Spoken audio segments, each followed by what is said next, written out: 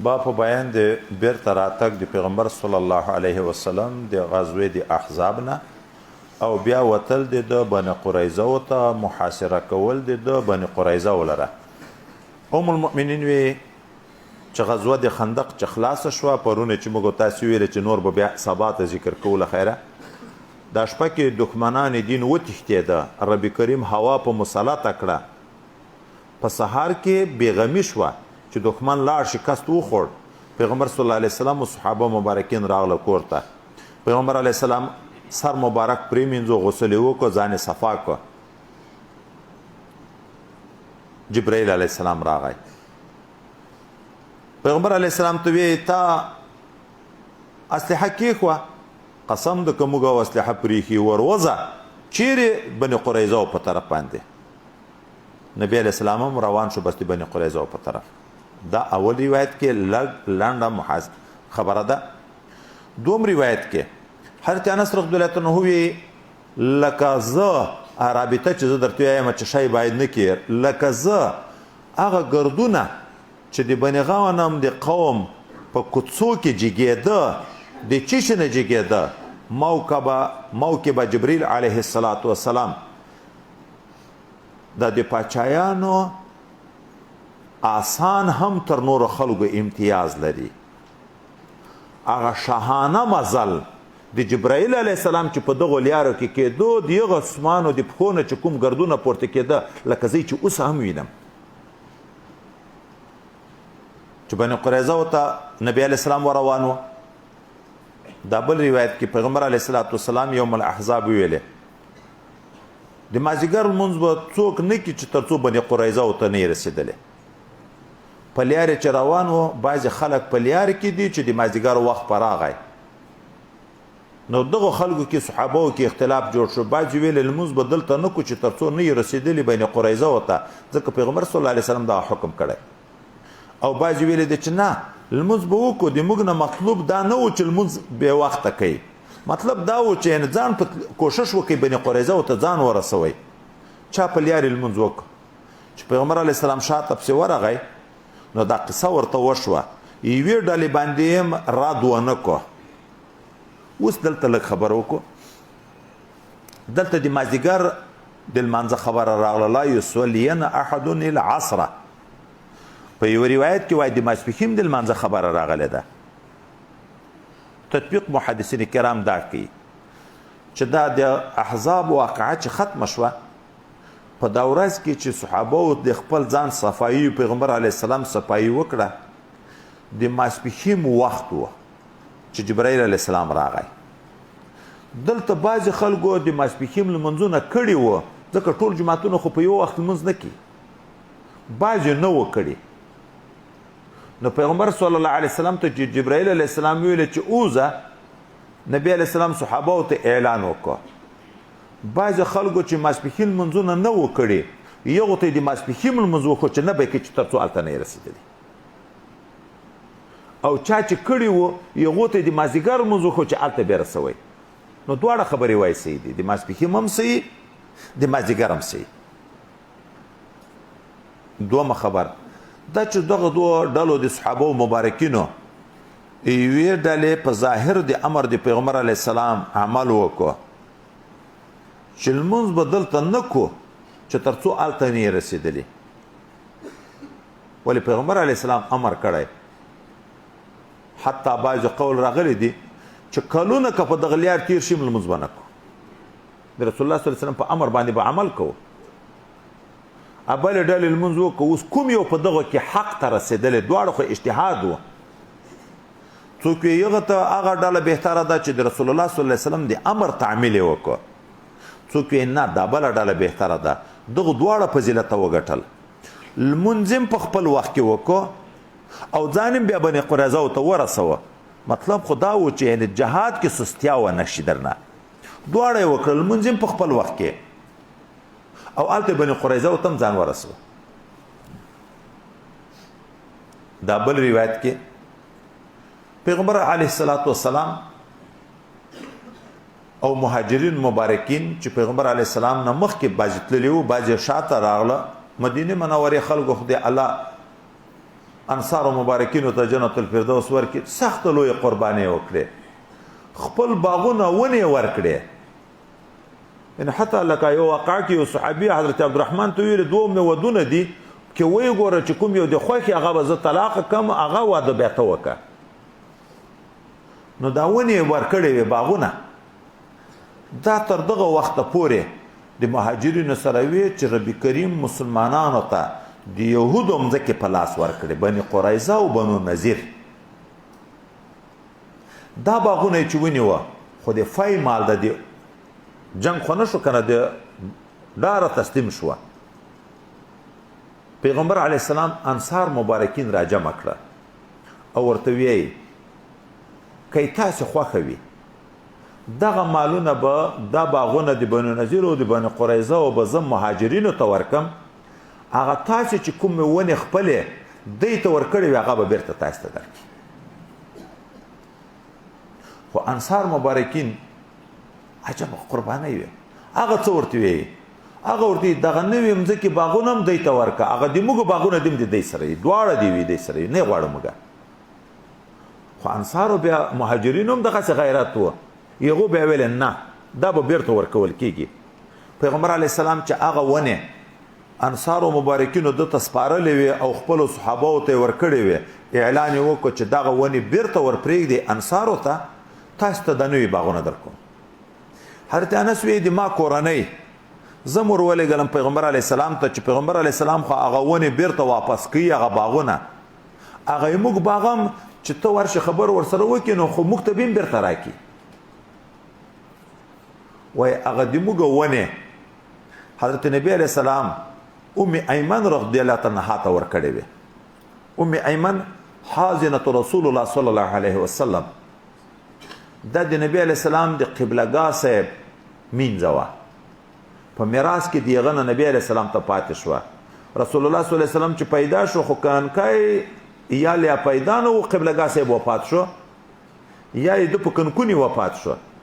دغه مینځې د رسول الله صلی الله علیه وسلم خدمت کړی، په غېږ کې ګرځولی، ده به د دغه وجې نه مور ورته ویلې چې رسول الله صلی الله علیه وسلم لوی شوم دې ته به مور ویلې. بیا نبی علیه الصلاة والسلام خپل متبني حضرت زید ابن حارثه ته په نکاح کړه.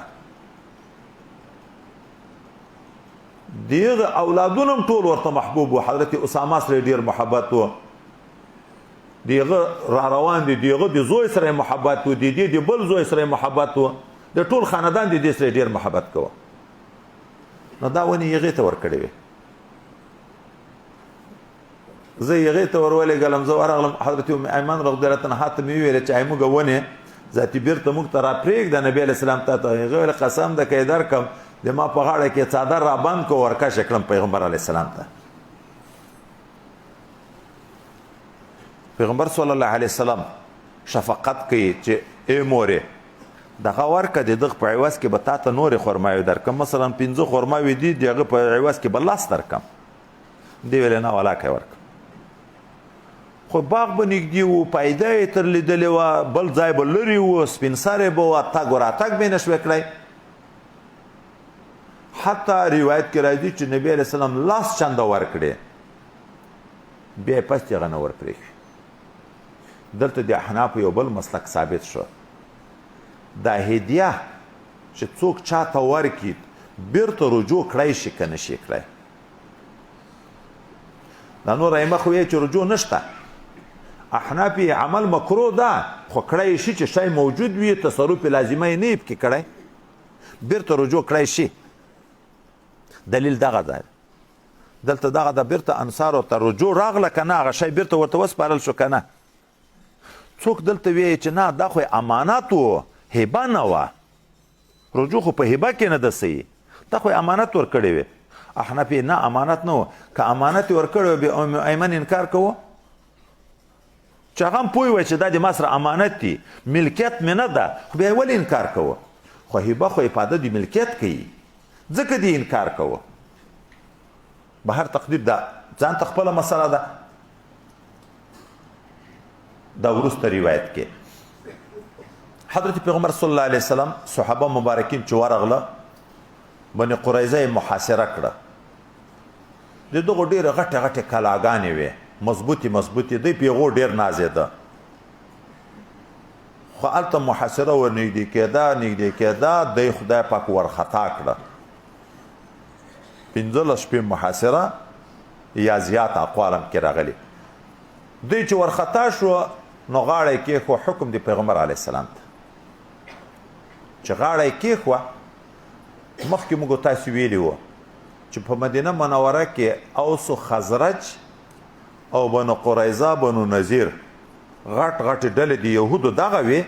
او د انصارو اوس و خزرج د خزرج قوم حلیفانه دوستی پخوانی د بنو نذیر سره وي چې بنو نذیر هلته محاصره شوه یغو چې غاړه کېښوه عبدالله ابن ابی ابن سلول د خزرج د قوم سردار ورغی نبی علیه السلام ته سپاره شروع کړه چې دغه د موږ حلیفان دي وژنه یې ما تلاوتنه بشي نبی علیه السلام یې سپارش قبول کړ دغه بنو قریظه بیا د اوس د قوم حلیفان وه دا راغله پیغمبر علیه السلام ته دغه هم سپاره شروع کړه چې دیغو سپارش د دیغو په باب کې ومنو د موږ سپارش هم ومنه د دی په باب کې پیغمبر علیه السلام ورته ویل سیده خو دا فیصله د تاسې سردار وکړي حضرت سعد ابن معاذ رضی الله عنه تاسې سردار دی وکړي حضرت سعد رضی الله عنه دا د بل روایت خبره وزاتې رامخته کو غزوه د خندق کې په هغه جنګ کې چې غیشي د لرې نه سره ویشتل کېده یو کافر دی په دغه غټ رګ باندې وویشت او بیا پیغمبر علیه السلام په جماعت کې خیمه ورته درولې وه چې د بیمار پرسۍ دپاره به زه لنډ ورځم د ده نه به پوښتنه کوم په دغه جماعت کې یوه بله خیمه هم ولاړه وه د بن غفارو دا لاس مبارک وپړسېدو وینې نه ونهو بیا به یې داغ په ولګوه 2 یا 3 وارې په ولګوه نو هلته دا زخمی ده چې دې غاړه کېښوه د اوس قوم سید د موږ سردار دی فیصله وکړي هلته بنو قریظه ته هم حال ورغی چې فیصله وسپارل شو د تاسې حلیفانو ته نو ډېر خوشحاله و کلاونه راووته چې خبره خو ذاتي اسانه شوه نبی کریم صلی الله علیه وسلم حضرت سعد رضی الله عنه ته څوک ورولېږل چې ورشه ورته راشه په خره سپور ده راغی چې دغه ځای ته راورسېدو نبی کریم صلی الله علیه وسلم دا دلته ناستو صحابه ورته وویل قوموا الی سیدکم جګ شئ د خپل سردار احترام ته یا په بعضې روایتو کې قوموا الی خیرکم جګ شئ هغه بهتر دی تاسې ته د جګېدن مسله به پرېږدو یو وارې به دغه خبره خلاصه کړو حضرت سعد رضی الله عنه چې کوز شو پیغمبر صلی الله علیه وسلم ورته ویل دغه خلکو د تا فیصلې ته غاړه ایښې ده چې ته څه فیصله کوې ده ورته ویل د ما فیصله دا ده چې د بني قریظه و کوم جنګیالان دي چې جنګېده دا د ټول مردار شي ښځې سپینګیري هلکان دا د غلامان او مینځې شي مال د غنیمت چې د مسلمانانو په منځ کې د تقسیم شي نبی علیه السلام ورته ویل د الله تعالی فیصله تا وکړه یا د ملایکې وایي دلته د حضرت سعد د فیصلې په وخت کې جبرائیل امین راغی تصدیق یې وکړو چې الله تعالی ته هم دغه محبوبه ده د ټول بوتله دا ځوانان د انصارو یوه کونډه وه د هغې کور و د هغې په کور کې یې بندیان کړه بیا یې د باندې کډي به ورته ایسته 2 3 به یې رایسته په یو ځای کې به یې حلالول مردارول به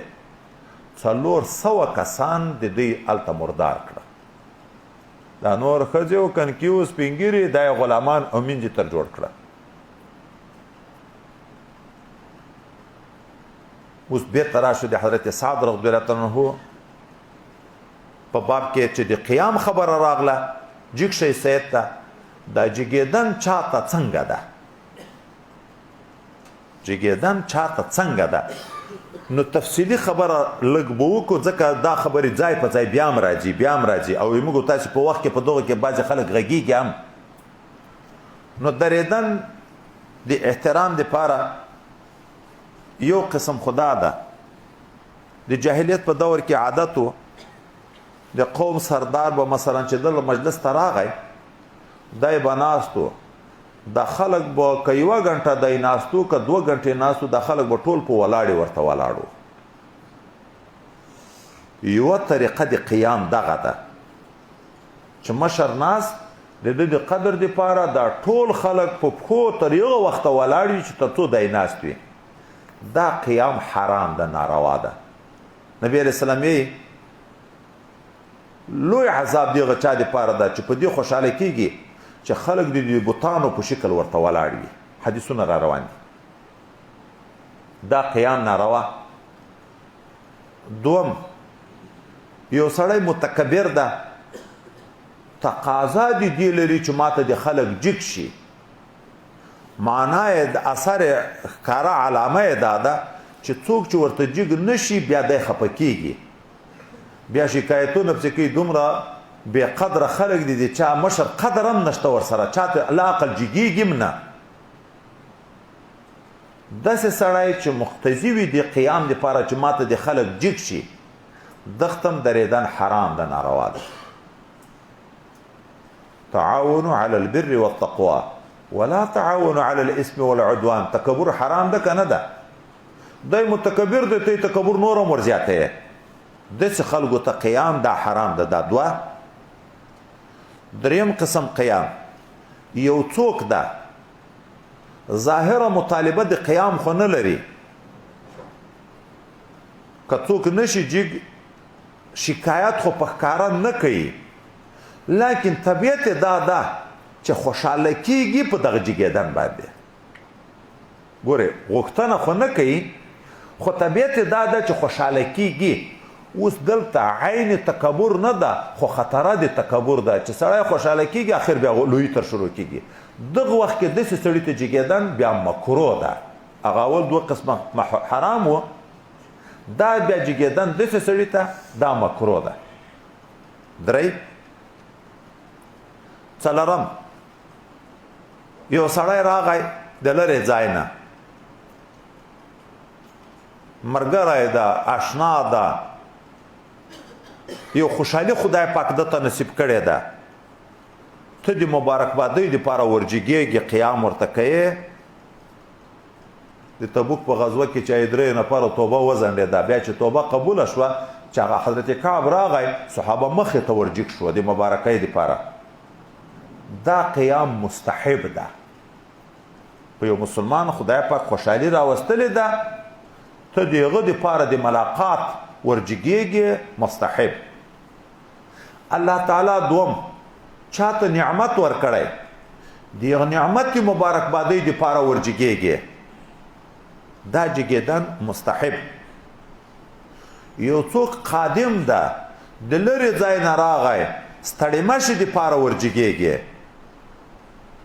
دا هم مستحب. حضرت جعفر تللی و په سفر، چې راغی پیغمبر علیه السلام مخې ته ورجګم شو، غېږ یې ورکړه، په ټنډه یې مچم کړه. حضرت زید که حضرت اسامه، حضرت زید تللی چې رسول الله غږ یې واورېده چې راغی، د ډېرې خوشحالۍ نه څادر یې وانه غوست، لوڅ ور ووت، لنګ خو یې و. حضرت عایشه ویې نه ما مخکې داسې لوڅ لیدلی و، د چا د ملاقات په وخت کې نه مې شاته د خوشحالۍ نه لوڅ ور ووت، غېږ یې ورکړه.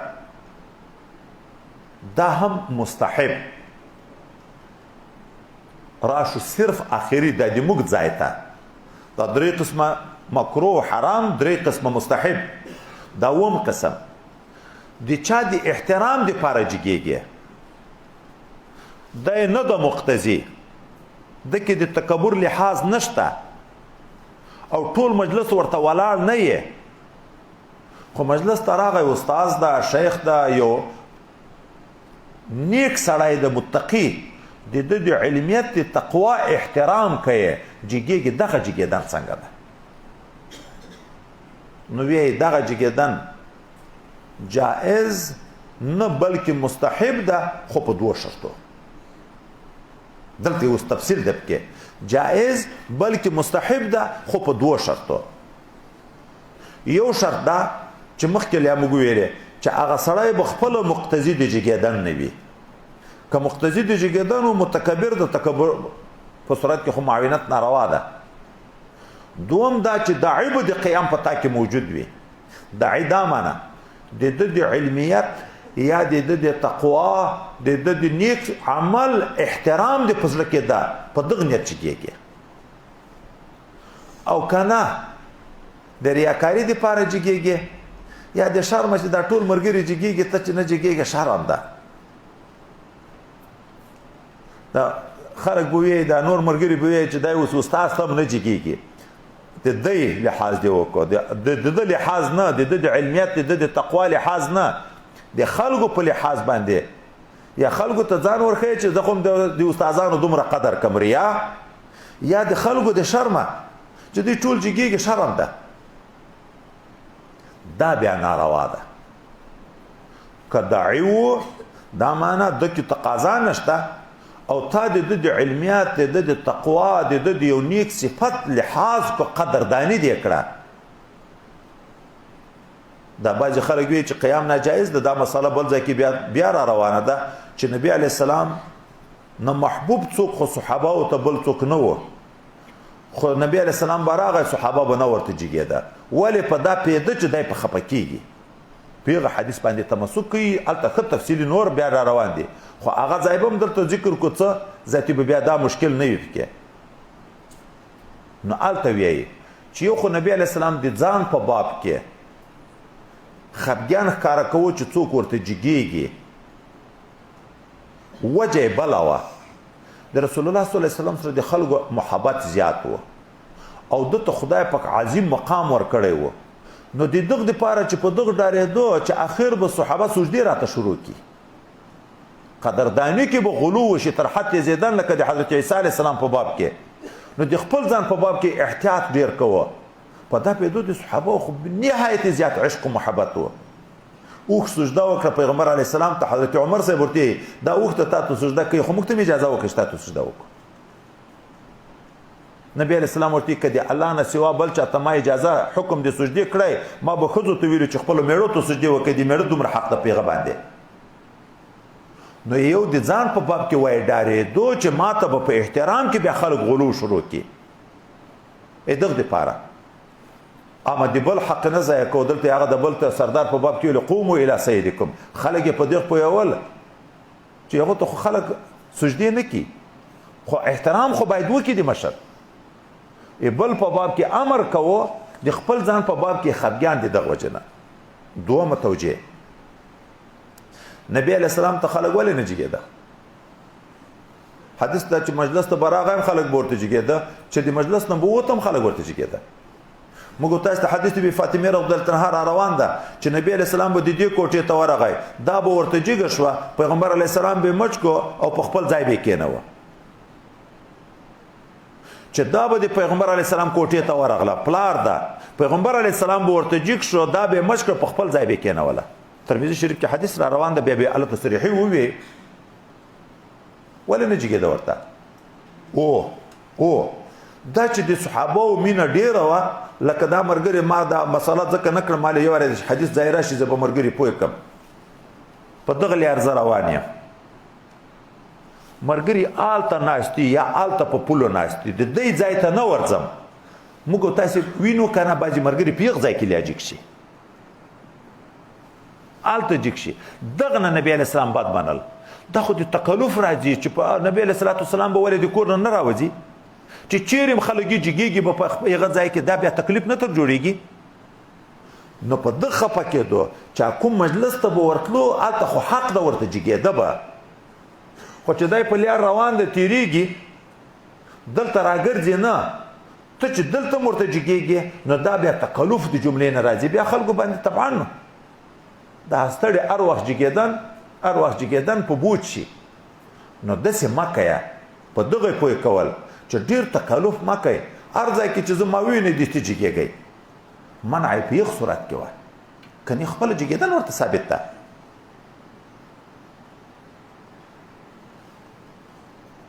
چا دلته د دو حدیث نه دا موجوده خلک چې انکار کوي دا وی چې حضرت نبی علیہ السلام چې حکم وکړو چې قوموا الى سيدكم اخو زخمی و کومک ته ورجک شي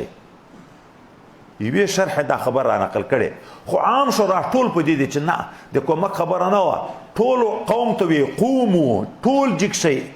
علت سیادت ذکر کوي یا خیریت ذکر کوي زخمی توب نه ذکر کوي چې زخمی ته ورجک شي قوموا الى سیدکم یا قوموا الى خیرکم. جګ شئ سردار خپل ته یا جګ شئ خیر دی تاسو ته. دا د احترام دپاره امر کوي. نو دا قیام جائز نه وایي، خو چې د علمیت او د استازي او یا د شیختوب د پیري او د یو قدر دانی په لحاظ کېږي په د خدای پاک سړي ته ثواب ولې نه ورکوي؟ تا د شخصیت قدر وکړه، که د رتبې رتبه خو دین ده، خو د دین قدر دې وکړه. یو مولوي صاحب راته قصه کړه، د شیخ موسی خان صاحب رحمت الله علیه چې اشرفیه کې لاهور کې استاد و کتابونه یې تاسې هم اورېدلي دي، په دا فلکیاتو په هر چیز کې ډېر ماهر و. دغه به طالبانو ته ادب عملا ورښو. یو دوه عجب واقعې ماته ذکر کړې. وایي ځکه به دا هو چې زه د دغه مقتضي نه یم، خو په خلکو کې ورځ په ورځ په علماو کې ادب ورکېږي. دارالحدیث ته کله زه راځم، کله به یو شیخ صاحب راځي، کله بل شیخ صاحب راځي، خو ټولو ځای کې کنه قانون دغه وي. ده به طالبانو ته دا ویلې چې ایده ګنټه به شروع کېده، چې مثلا په 8 بجې د ما ګنټه شروع کېږي. دی خو به په خپله کمره کې و، د کمرې نه به بیا راتلو دارالحدیث ته. ټولو طالبانو د دورې ته به ویلې راځئ به د ما د کمرې مخ ته به درېږئ چې زه راوځم ګډ به ټول د ما پسې را روانې دارالحدیث ته. دا د استادانو قدر خلکو ورک کو چې عملا زده یې کوي. یو یې دا پکړه، بل یې وایي جګېدن پکړه چې استاد راشي باید ورته جګېږئ به. یوه ورځ یو تبلیغي طالب و چې شیخ صاحب راننوت، وایي نور طالبان جګ شو، دی نشه جګ. ګورې ظاهره خو سړي ته خیال دا ورځي چې خو دغه خو مقتضي شو که نه، دی ورګرځېد چې ولې نشو جګ. هغه ورته ویل صاحب خو داسې روایت هم راغلی چې نه دي جګېږي، خو منه هم راغلی. وایي دې ویلو بنا یې په وکړه، په دا خېټه خېټه کې وروخوت چې د اوسه 45 کاله ما دوره درس کړې ده، زه په حدیث پوهېږم که ته پوهېږې چې ته یې ما ته راښیې. هغه یې استاذ ته ویلی دي چې خپل مور و پلار ته مه جګېږه، خپل استاذ ته مه جګېږه، که متکبر ته یې ویلی دي. خو چې څوک مقتضي وي تکبر وي پکې، زه خو عملا د ادب لپاره درته وایم چې د استاذ ادب وپېژنئ. ته ما ته حدیث راښیې، نو منع هر چاته نه ده.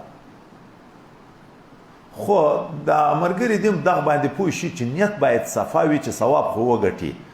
دا د شرم د ریاکارۍ دپاره ډېر جګېږي. په اکثرو ځایو کې جګېږي، خو د شرمه د ریا دپاره مه جګېږه، بیخي مه جګېږه، هېڅ مشکل نشته. بیخي مه جګېږه، بې ادبي نیت مه که چې د استاذ بې ادبي کوم، بې ادبي په نیت مه کېنه، خو د ریا دپاره جګېږه مه کېنه، دغسې کېنه. که استاذ په ده خفه کېږي بیا خو مقتضي شو، د تا په ناستي چې دی خفه کېږي بیا خو مقتضي شو، بیا خو متکبر شو. خو ته یې وازمویه، کله جګېږه کله ما جګېږه، چې استاذ په طبیعت بوج راځي که نه راځي. که راتلو خو متکبر ده، او که نه ده ته یې فرق نه ورکوه. مدح ضم رشید احمد گنگوی صاحب د تصوف په پایده کې خپل شیخ ته لیکي چې ما ته 3 پایدې خدای پاک په تصوف کې پیدا کړې. یو په یوه کې دا دی چې اوس مدح او ضم ما ته برابر دي، که څوک مې صفت کړي ما ته فرق نه راکوي، که څوک مې غیبت کړي. موږ په صفت خوشحاله کېږو که نه؟ چې څوک غیبت وکړي، غیبت خو وایي هغه ګناه ته چې په موږ کې موجود وي هغه عیب ښکاره کړي، په هغه بیا خفه کېږو چې خبر شو چې موږ پسې دا خبر کړی که نه. ولې؟ خو نفس نه دی اصلاح، چې نفس اصلاح شي، چې ټوله دنیا د صفت کې تا ته څه پروا درکوي چې غیبت یې کې څه. ولې؟ که ټوله دنیا صفت وکړي او خدای نه خسته د ما عمل الله ته قبول نه وي، دا د ټولو دنیا صفت ما ته په قیامت کې د میاشتې د وزر غوندې ګټه راکوی شي. او که عمل قبول وي چې ټولو دنیا غیبت وکړي د میاشتې د وزر غوندې تاوان راکوی شي. د الله تعالی په اختیار کې ده. وروسته بیرته راځو حضرت سعد بن معاذ رضی الله تعالی عنه قصې ته. فیصله خو یې وکړه د بنو قریظه په باب کې، خو چې بیرته لاړ هغه خپل ځای ته چې هغه ده ته خیمه نبي علیه السلام درولې وه او لاس مبارک پړسېدلی، حتی تر دغه ځایه پورې پړسوب را رسېدلی، دا وطن ټول پړسېدلی. الله تعالی ته دعا کوي، ای رب کریمه ته خو علم لرې چې هېڅوک ما ته نو محبوب په دې چې زه جهاد ورسره وکړم تر هغه خلکو چې چا رسول الله صلی الله علیه وسلم سره بېوفایي کړې، تکلیف یې کړی چې قریش دي. ما ډېره مینه د دوی سره وه چې د دوی سره وجنګېږم، خو اوس داسې معلومیږي چې د قریشو سره جنګ نور ختم ده. نو یې الله که د قریشو جنګ پاتې وي ما ورته جوړ کړي بیرته چې بیا ورسره وجنګېږم، او که د قریشو جنګ ختم وي نو الله ما د دغه زخم نفسې مړ کړي چې شهید شم. د قریشو آخري جنگ د خندق کې زخمی شوی، هغه دلته دا ځای وچاودو، ده د خیمې نه نونه دا بلې خیمې ته ورننوته، فلم یرعهم هغه خلک ونه ډار کړه مګر وینه وډار کړه.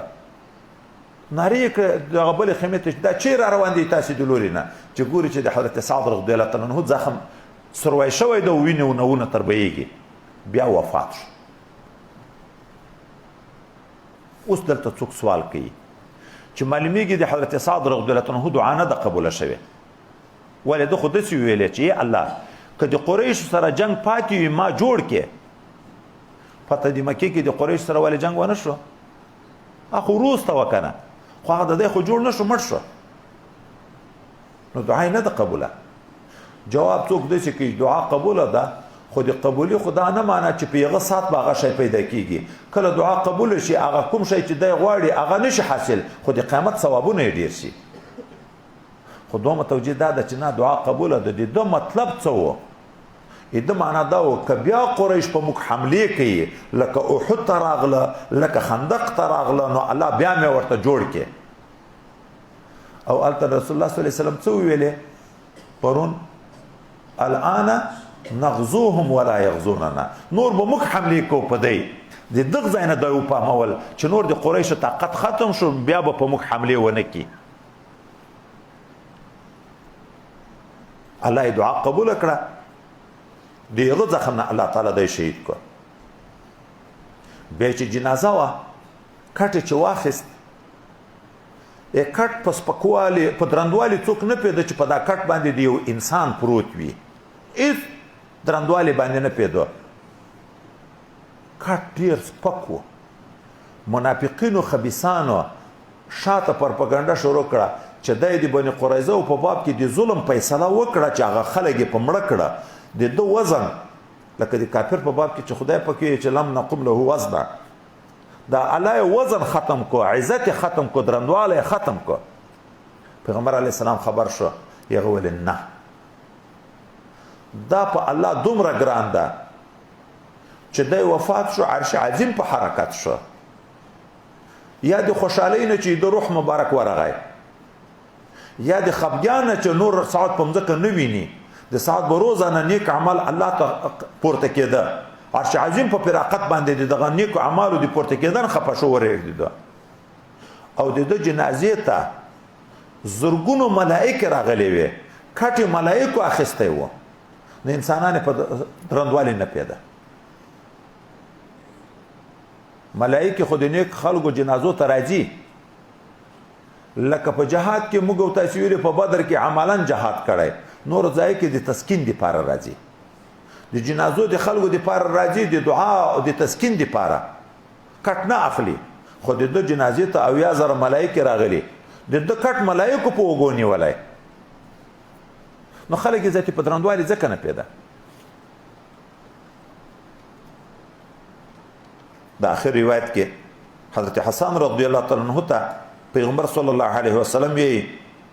چې دغه مشرکینو حج و بیانوه، جبرائیل علیه السلام د تا ملګری ده. دا واقعا د بني قریظه په واقعه کې پیښه شوې وه چې د دین کار کوي، ملائکې به د معاونې وي.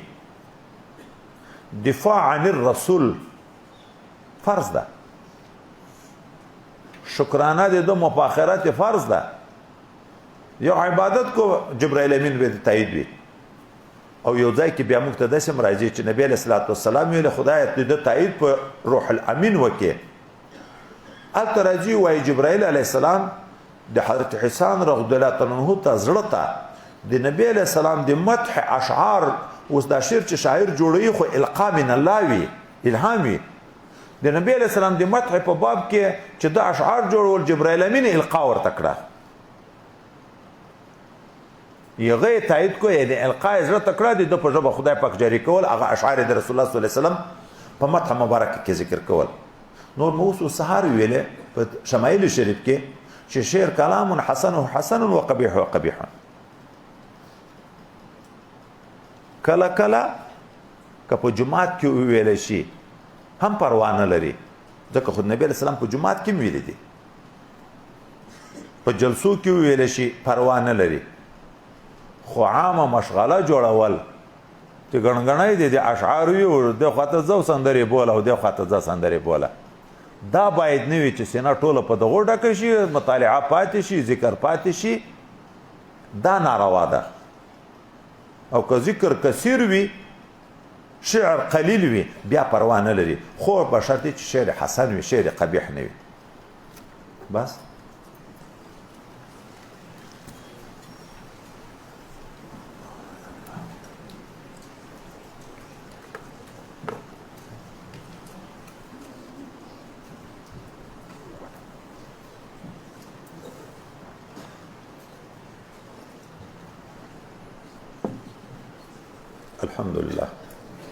الحمد لله رب العالمين والعاقبة للمتقين والصلاة والسلام على حضرة رسوله محمد وعلى آله وأصحابه أجمعين.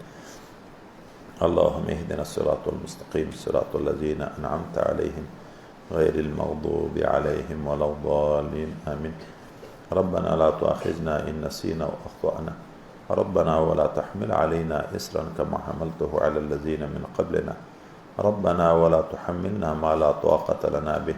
واعف عنا واغفر لنا وارحمنا أنت مولانا فانصرنا على القوم الكافرين. ربنا آتنا في الدنيا حسنة وفي الآخرة حسنة وقنا عذاب النار وادخلنا الجنة مع الأبرار يا عزيز يا غفار يا رب العالمين. ربنا توفنا مسلمين والحقنا بالصالحين. اللهم ارزقنا لقاءك ورزاءك ولواء حبيبك المصطفى وزيارته في الدنيا وشفاعته في الآخرة. اللهم اغفر لنا ولوالدينا ولأساتذتنا ولمشايخنا ولتلاميذنا ولإخواننا ولأزواجنا ولأصهارنا ولذرياتنا ولجميع المؤمنين يوم يقوم الحساب. الله تعالی موږ ټولو ته خپل رضا نصیب وګرځي، ټول طاعات عبادات بندگی مو په خپل دربار کې قبول وګرځي، د ټولو کړه ګناهونو مو مغفرت نصیب وګرځي،